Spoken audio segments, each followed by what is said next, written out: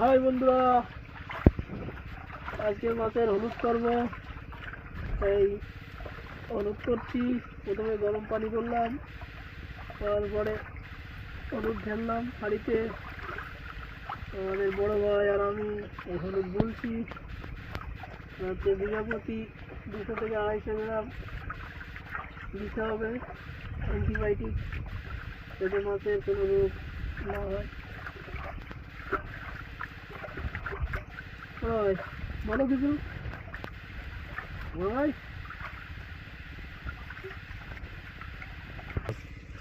দেখো কোথায় করবো আজকে, জায়গাটা দেখে নাও। পাটটায় করবো, ওই একটা পাট আছে, বড় পাটে করবো।